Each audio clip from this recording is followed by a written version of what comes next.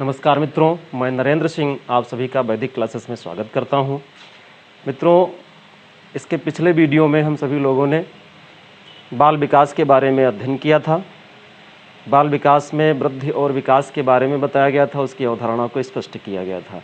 आज उसी क्रम में आगे हम लोग जो है वृद्धि और विकास के सिद्धांतों के बारे में अध्ययन करेंगे। अक्सर ये देखा जाता है कि आपकी टीटी की और सुपर टेट वगैरह की परीक्षा में इससे काफ़ी कुछ हद तक हमारे प्रश्न भी पूछे गए हैं, और जब तक हम बाल विकास के सिद्धांतों का अध्ययन नहीं करेंगे तब तक बाल विकास हमारा अधूरा ही रहेगा। तो मित्रों, चलते हैं कि जो बाल विकास के सिद्धांत हैं, सबसे पहले इन्हीं को जानते हैं कि बाल विकास के सिद्धांत हैं क्या। तो अक्सर ये देखा जाता है कि जो हमारा बालक है, इसका जो विकास है वो विकास विभिन्न अवस्थाओं से होकर के गुजरता है। तो विभिन्न अवस्थाओं से होकर के गुजरने से हमको एक अवस्था से दूसरी अवस्था में जब बालक गुजरता है तो इसमें कुछ हमको परिवर्तन दिखाई देने लगते हैं, परिवर्तन नज़र आते हैं। मित्रों, ये जो परिवर्तन नज़र आते हैं, ये परिवर्तन किसी न किसी सिद्धांत से जुड़े हुए होते हैं, किसी न किसी सिद्धांत के अनुरूप ही इसमें परिवर्तन आते हैं। तो उन परिवर्तनों में जो भिन्नताएं हमको नज़र आती हैं एक अवस्था से दूसरी अवस्था में, तो ये किस प्रकार की हैं, ये सारे सिद्धांत हमारे यही स्पष्ट करते हैं। तो बाल विकास के वृद्धि और विकास के सिद्धांतों के बारे में हम एक एक करके पढ़ेंगे। कोई एक सिद्धांत इसका नहीं है, इसके अनेकों सिद्धांत मनोवैज्ञानिकों ने एक एक करके दिए हैं, उस पर हम सभी लोग आज चर्चा करते हैं। तो चलिए मित्रों, चलते हैं वृद्धि और विकास के सिद्धांत में। सबसे पहला जो सिद्धांत है वो है विकास का निरंतरता का सिद्धांत। निरंतरता का सिद्धांत, विकास का निरंतरता का सिद्धांत, ये पहला सिद्धांत है मित्रों। देखिए, एक और बात बताते चलें आप लोगों को कि जो विकास और वृद्धि के सिद्धांत हैं, इन सिद्धांतों को सबसे पहले डगलस महोदय ने बताने का प्रयास किया था। तो वृद्धि और विकास के सिद्धांतों को सबसे पहले किसने बताने का प्रयास किया था? डगलस महोदय ने। ये हमारे प्रसिद्ध मनोवैज्ञानिक थे। चलिए अब देखते हैं जो पहला सिद्धांत है, पहला है निरंतरता का सिद्धांत।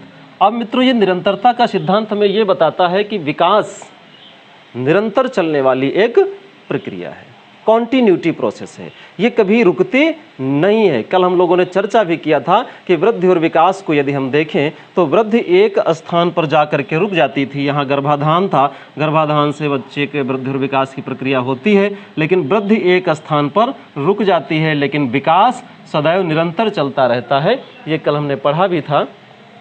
आज भी यही सिद्धांत हमारा यही चीज़ बता रहा है। अब मित्रों, ये देखते हैं कि जो विकास के निरंतरता का सिद्धांत ये भी साथ साथ कहता है कि जो विकास की प्रक्रिया है वो एक सीधी रेखा में नहीं होती है, क्योंकि कहीं न कहीं विकास तेज और कहीं विकास हमारा कम, और फिर कहीं विकास तेज और कहीं कम, इस तरीके से चलता रहता है, लेकिन ये रुकता नहीं है, चलता कंटिन्यू है।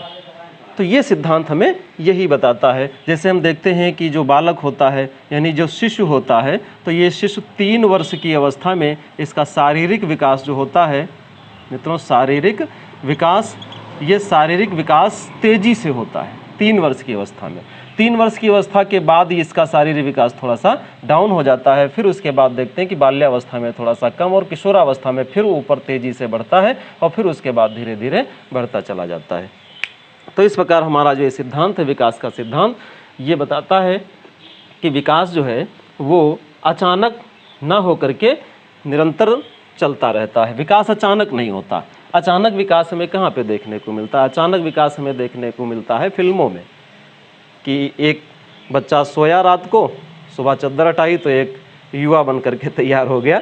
तो ये अचानक विकास तो मनगढ़ंत कहानियों में होता है, लेकिन वास्तव में देखा जाए वृद्धि और विकास की जो प्रक्रियाएं हैं, ये सिद्धांत हमारा बताता है कि विकास जो है अचानक ना होकर के निरंतर धीरे धीरे चलता रहता है।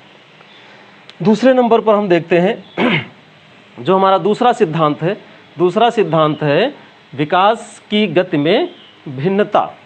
दूसरा सिद्धांत क्या कहता है? विकास की गति में भिन्नता। अक्सर ये देखा जाता है मित्रों कि विकास की गति सभी बच्चों में एक जैसी नहीं दिखती। इसकी जो गति होती है उसमें भिन्नता पाई जाती है। बहुत सारे ऐसे बच्चे होते हैं जो प्रारंभिक अवस्था से ही छोटे कद के होते हैं, कुछ बच्चे ऐसे होते हैं जो प्रारंभिक अवस्था से लंबे होते हैं। तो जो छोटे होते हैं और जो लंबे होते हैं, अगर वो एक साथ पैदा हुए हों और उनकी गति को एक समान बढ़ती चली जाए तो ऐसा नहीं होता है। उनके वंशानुक्रम से यदि उनके कदकाठी छोटी है तो वो उस हिसाब से गति करेंगे, और जिनके माता पिता जिनकी कदकाठी लंबी होती है, बच्चों में उसका प्रभाव पड़ता है और बच्चे उस हिसाब से अपनी गति करते हैं। तो इस प्रकार हम देखते हैं कि जो हमारी विकास की गति जो होती है उसमें कहीं न कहीं हमको भिन्नता नजर आने लगती है। फिर इसके बाद देखते हैं मित्रों, एक तीसरा नियम है, तीसरा है परिमार्जितता का नियम। परिमार्जितता का नियम। अब परिमार्जितता का नियम मित्रों क्या कहता है? देखिए, विकास और जो वृद्धि है, परिमार्जित पहले अर्थ समझ लीजिएगा इसका। परि मतलब चारों ओर, अर्जित मतलब ग्रहण कर लेना, यानी बाहर से, समाज से, आसपास की चीज़ों से जो ग्रहण करके हमारे अंदर वृद्धि और विकास में कहीं न कहीं परिवर्तन नज़र आने लगते हैं। बाह्य चीज़ों के कारण, बाह्य परिस्थितियों के कारण जो भी हमारे अंदर परिवर्तन आते हैं, उन परिवर्तनों को ही हम परिमार्जितता का नियम कहते हैं। अर्थात एक दुबला पतला व्यक्ति है, मान लो उदाहरण ले लो, एक दुबला पतला व्यक्ति है और उसके खान पान में बेहतर परिवर्तन कर दिया जाए, अच्छी पौष्टिक चीज़ें उसको खिलाई जाएं, उसको जिम वगैरह ज्वाइन करवा दिया जाए, तो वो दुबला पतला जो है तो वो थोड़ा सा बॉडी बिल्डर बनने लगेगा। तो इस प्रकार से उसकी जो वृद्धि है, भार है और जो है लंबाई है, कहीं ना कहीं उसमें हमको कुछ न कुछ परिवर्तन देखने को मिल जाता है। तो परिमार्जितता का नियम यही कहता है कि अगर बाह्य चीज़ों का प्रभाव बच्चों के शारीरिक बौद्धिक स्तर पर डालते हैं तो कहीं न कहीं हमको परिवर्तन देखने को मिल जाता है। तो इसलिए ऐसे सिस्टम से यदि बालक का परिवर्तन हुआ है, उसके विकास में, वृद्धि में परिवर्तन हुआ है, तो वो किस सिद्धांत के अनुरूप हुआ है मित्रों? वो है परिमार्जितता के नियम के कारण। चौथे नंबर पर हम देखते हैं, 4 नंबर पर जो हमारा वृद्धि और विकास का सिद्धांत है वो है समान प्रतिमान का सिद्धांत। कौन सा मित्रों? समान प्रतिमान का सिद्धांत। समान प्रतिमान का सिद्धांत क्या कहता है मित्रों? देखिए, समान प्रतिमान के सिद्धांत में ये देखा जाता है कि जो विकास किसी प्राणी के प्रतिमान के अनुरूप ही होता है। जो विकास और वृद्धि होती है वो किसी प्राणी के प्रतिमान के अनुरूप होता है। प्राणी का प्रतिमान का मतलब क्या है? देखिए, जो मनुष्य है तो मनुष्य का शेप कैसा होता है, आकार कैसा होता है, रूप रंग कैसा होता है, शरीर की बनावट या ढांचा कैसा होता है, तो ये मनुष्य का प्रतिमान हो गया। अगर हम किसी जानवर को ले लें, कुत्ते को ले लें, बिल्ली को ले लें, हाथी को ले लें, घोड़ा को ले लें, तो हाथी का प्रतिमान कैसा होता है, उसकी बनावट कैसी होती है, घोड़े की बनावट कैसी होती है, बिल्ली की बनावट कैसी होती है, कुत्ते की बनावट कैसी होती है। तो कुत्ते का अगर जो बच्चा होगा, कुत्ते के गर्भ से अगर कोई भी जो है शिशु जन्म लेता है तो कुत्ते की बनावट का होगा। मानव का बच्चा मानव की बनावट का होगा, हाथी का बच्चा हाथी की बनावट का होगा और घोड़े का बच्चा घोड़े की बनावट का होगा। और इनके विकास के प्रतिमान इनके अनुरूप ही होते हैं। यह नहीं कि मानव का बच्चा और घोड़े का बच्चा एक ही दिन जन्म लिया हो और दोनों एक जैसे बढ़ने लगे हों।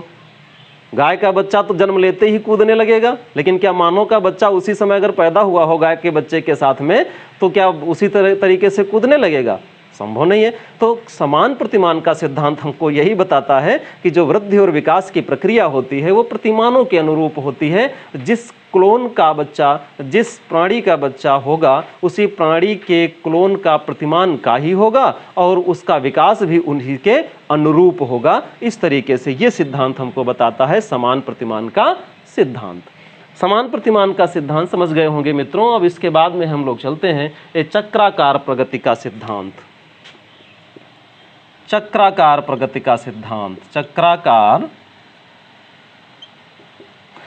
प्रगति का सिद्धांत बहुत इंपॉर्टेंट मित्रों, कई बार हमारी परीक्षा में भी पूछा गया।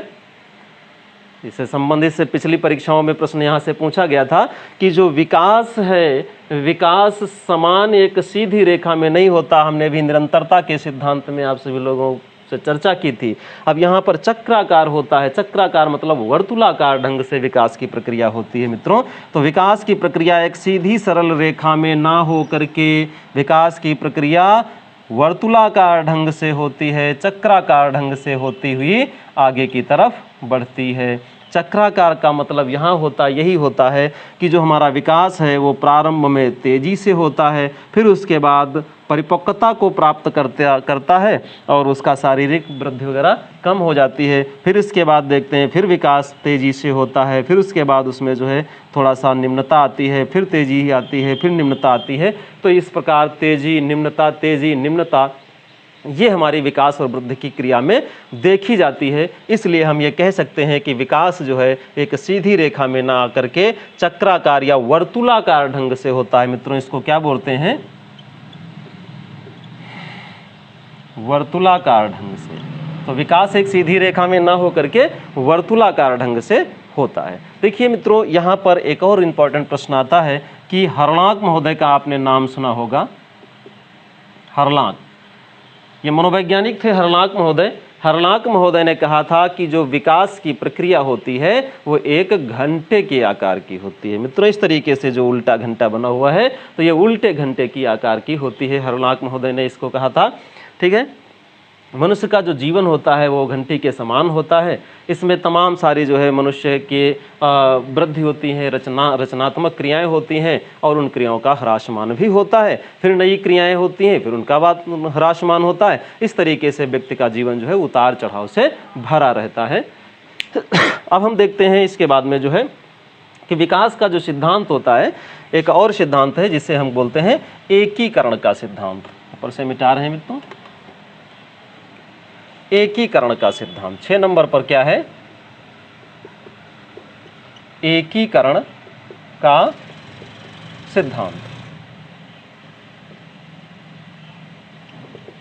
एकीकरण का सिद्धांत क्या है मित्रों? यहां हम देखते हैं कि जो एकीकरण का सिद्धांत है तो हम देखते हैं कि जो विकास होता है, एकीकरण का सिद्धांत ये बताता है कि विकास सदैव सामान्य से विशिष्ट की ओर चलता है। अब यहाँ पर सामान्य और विशिष्ट जानने की बात है। सामान्य क्या होता है और विशिष्ट क्या होता है? तो हम देखते हैं मित्रों, जो बच्चा होता है, एक उदाहरण से इसको समझ लो, अच्छी से समझ में आ जाएगा कि जो बच्चा होता है तो जैसे पैदा होता है या उसको हम पालने में लिटा देते हैं, फिर देखते हैं कि बच्चा पीठ के बल लेटा हुआ है, हाथ आगे किए हुए, पैर ऊपर की ओर उठाए हुए है। अगर वो हाथ चलाएगा तो पूरा हाथ चलेगा उसका। ये नहीं है कि वो हाथ उठाए और उसमें एक उंगली निकाले, फिर 2 निकाले, फिर 3 निकाले, इस तरीके से उंगलियां निकाले। ऐसा नहीं हो सकता बच्चे के साथ में। बच्चा अगर हाथ उठाएगा तो उसका पूरा हाथ उठेगा, पैर उठाएगा तो पूरा पैर उठेगा। तो इस तरीके से देखते हैं कि सामान्य सी परिस्थितियां होती हैं। फिर इसके बाद जैसे जैसे बच्चा परिपक्व होता है, धीरे धीरे बड़ा हो जाता है, तो उस सामान्य अवस्था में कोई विशिष्ट अवस्था जन्म ले लेती है। हाथ उठाने के साथ अगर वो एक उंगली निकालना चाहे तो धीरे धीरे एक उंगली भी निकालने लगता है। तो कहने का तात्पर्य मित्रों ये होता है कि जो विकास होता है तो हर एक विकास पहले अपने सामान्य क्रिया से शुरू होता है और सामान्य क्रिया के बाद कहीं न कहीं उसके अंदर विशिष्टता आती है।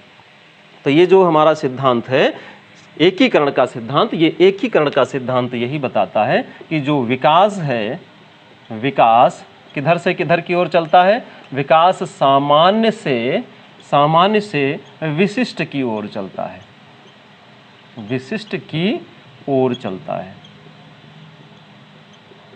और चलता है। समझ गए होंगे मित्रों कि एकीकरण का सिद्धांत यही कहता है कि पहले सामान्य फिर अंग प्रत्यंग एक एक करके वो क्रियाओं से जोड़ देता है।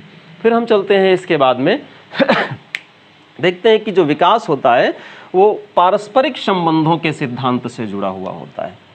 पारस्परिक संबंध क्या होते हैं यहाँ पर देखते हैं। 7 नंबर पर सिद्धांत है, यानी विकास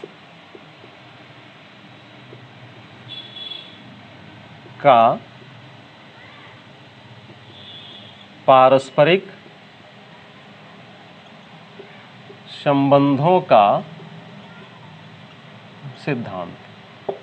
पारस्परिक संबंधों का सिद्धांत क्या होता है? अब यहां पर हम ये देखते हैं मित्रों, समझने की जरूरत है। यहां पर देखिए, बाल विकास में हमारे जो पक्ष होते हैं, एस्पेक्ट्स ऑफ डेवलपमेंट, तो बाल विकास के हमारे विभिन्न पक्ष होते हैं। वो पक्ष एक दूसरे से जुड़े हुए होते हैं। अब यहाँ पर यह समझिए कि बच्चा जब जन्म ले लेता है तो एक शरीर के साथ जन्म ले लेता है। बच्चे का जन्म एक शरीर के साथ होता है, तो विकास जो होगा शरीर का होगा, तो ये शारीरिक विकास हो जाएगा। फिर इसके बाद इसी शरीर में, इस शरीर को जब हम थोड़ा सा खिलाएंगे पिलाएंगे, केयर करेंगे, अच्छे से बच्चे को रखेंगे, स्वस्थ शरीर बच्चे का होगा। और जब बच्चे का शरीर स्वस्थ होगा तो मस्तिष्क स्वस्थ होगा, मानसिक क्रियाएं उसकी बेहतर हो जाएंगी, अच्छा मस्तिष्क जन्म ले लेगा। अरस्तु का कथन तो जानते ही होंगे आप लोग, उन्होंने कहा था कि स्वस्थ शरीर में ही स्वस्थ मस्तिष्क का वास होता है। तो शारीरिक विकास के साथ साथ मानसिक विकास होता है। मित्रों, जब मानसिक विकास हमारा बेहतर होगा, मानसिक विकास बेहतर होगा, तब हम अपने संवेग को कंट्रोल कर पाएंगे, संवेगिक विकास भी बेहतर होगा। तो सांवेगिक विकास भी जो है मित्रों मानसिक विकास से जुड़ा हुआ होता है, सांवेगिक विकास।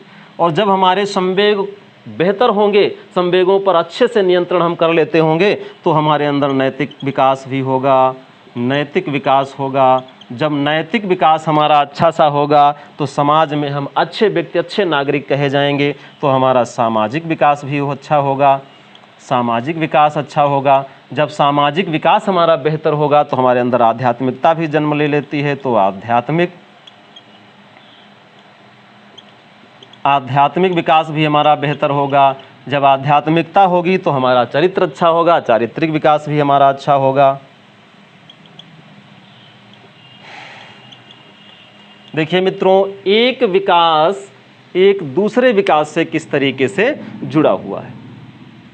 शरीर का विकास सुंदर अच्छा तो मानसिक विकास अच्छा, मानसिक विकास अच्छा तो सांवेगिक विकास अच्छा, सांवेगिक विकास अच्छा तो नैतिक विकास अच्छा। इस तरीके से हम देखते हैं कि हर एक विकास एक दूसरे से संबंधित है, जुड़ता हुआ आगे चला जाता है। अगर शारीरिक विकास अच्छा ना हो, मान लो बहुत रोगी बालक पैदा हो, जन्म से ही रोगहा हो, तो क्या होगा? उसका मानसिक विकास अच्छा होगा, चिड़चिड़ापन होगा, ईर्ष्या होगी, जलन द्वेष जैसी भावनाएं उसके अंदर पनप जाएंगी। और जहाँ पर जो है ईर्ष्या, चिड़चिड़ा, मानसिक जो है मेंटल रूप से वो परेशान रहता होगा, तो उसका संवेग पर नियंत्रण स्वयं नहीं होगा, सांवेगिक विकास गड़बड़ा जाएगा। और जब सांवेगिक विकास उसका अच्छा नहीं होगा तो फिर नैतिक विकास कहाँ से अच्छा होगा?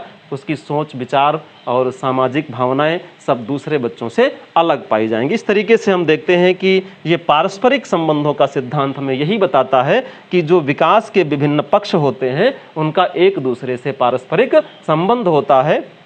इसमें कोई भी विकास का पक्ष यदि कमजोर है तो अन्य विकास के पक्षों को भी वो कमजोर कर देता है। हमारा ये सिद्धांत यही बताता है, पारस्परिक संबंधों का सिद्धांत।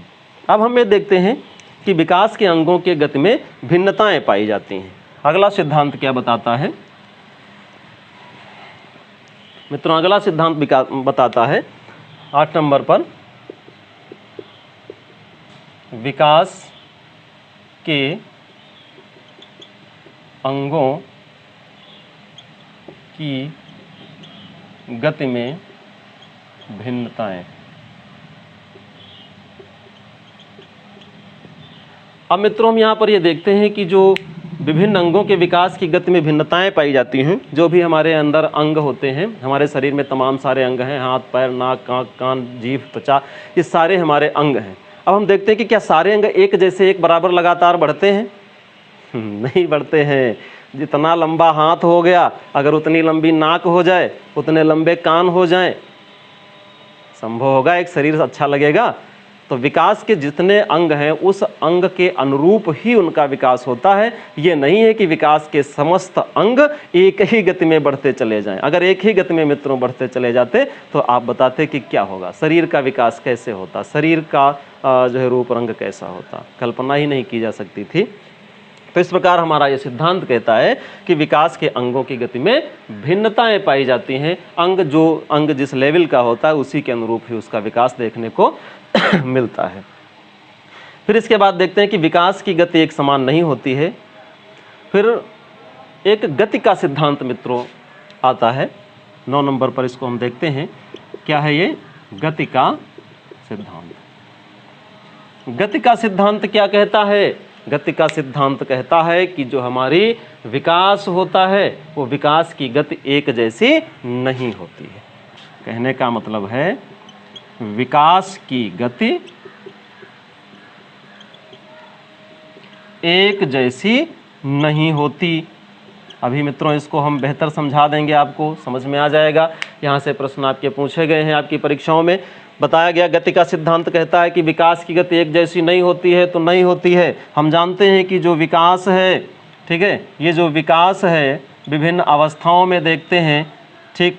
अगर हम शैशवावस्था की बात करें, शैशवावस्था की बात करें या बाल्यावस्था की बात करें या किशोरावस्था की बात करें, तो मित्रों देखते हैं कि शैशवावस्था में विकास जो हमारा होता है, हमारा चाहे वो शारीरिक विकास हो या अन्य विकास हो, देखा जाता है कि शैशवावस्था में बालक का विकास कैसा होता है, तीव्र होता है। बालक का विकास कैसा होता है, तीव्र होता है।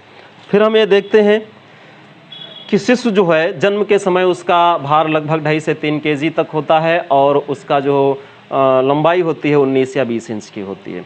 फिर जैसे जैसे वो 3 साल 4 साल 5 साल तक का होता है, लगभग उसकी लंबाई अपने से 1.5 या 2 गुना ज़्यादा बढ़ जाती है। तो देखा कि इसमें तीव्रता हुई, जहाँ पर गुना में वृद्धि हो जाए।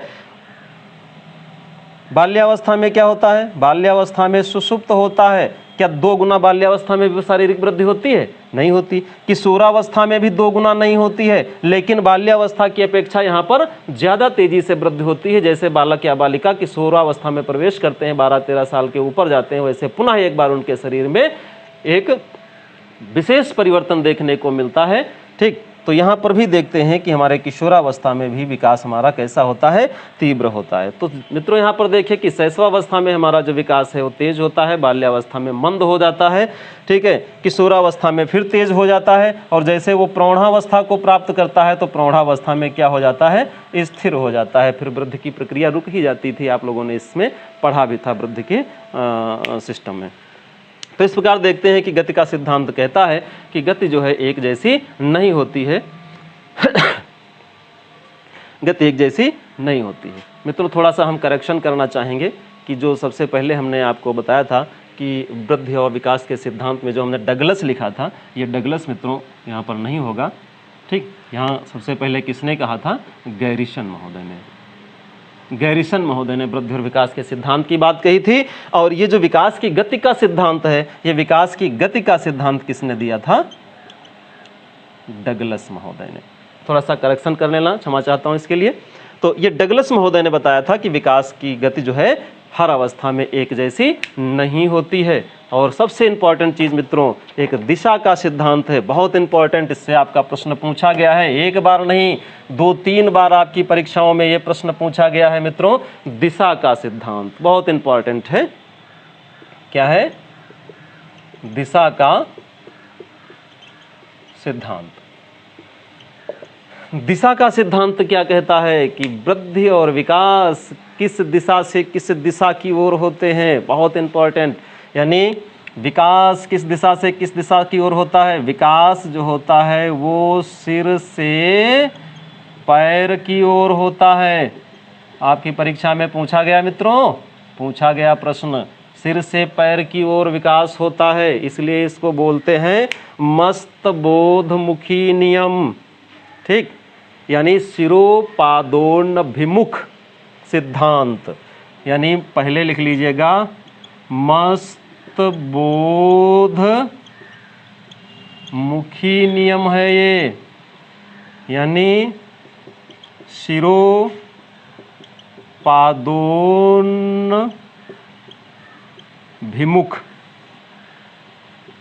सिरोपादोन्नभिमुखता, ठीक है। यानी सिर से पैर की ओर अभिमुख, सिर से पैर की ओर अभिमुख। अब यहाँ पर आप गलती मत करिएगा मित्रों कि जो विकास होता है वो सिर से पैर की ओर होता है, सिर से पैर की ओर होता है। तो इसकी विकास की दिशा कैसी होती है, सिर से पैर की ओर होती है। बच्चा जब छोटा होता है सबसे पहले अपने सिर को हिलाता है, सिर पर कंट्रोल करता है, धीरे धीरे वो 2-3 महीने में सिर पर जब कंट्रोल कर लेता है, बच्चा 6 महीने का हो जाता है तो वो धीरे धीरे अपने हाथ और पैरों पर कंट्रोल करके और थोड़ा सा घुटनों के बल चलने भी लगता है। फिर इसके बाद देखते हैं मित्रों कि जब बच्चा 1 साल का हो जाता है तो खड़ा होने लगता है, पैर पर भी उसका कंट्रोल हो जाता है, 1.5 साल में वो दौड़ने भी लगता है, इस तरीके से उसका कंट्रोल हो जाता है। तो मित्रों इस प्रकार से हम समझ गए कि हमारा जो विकास का जो क्रम होता है वो दिशा होती है, वो कैसा होता है, सिर से पैर की ओर होता है।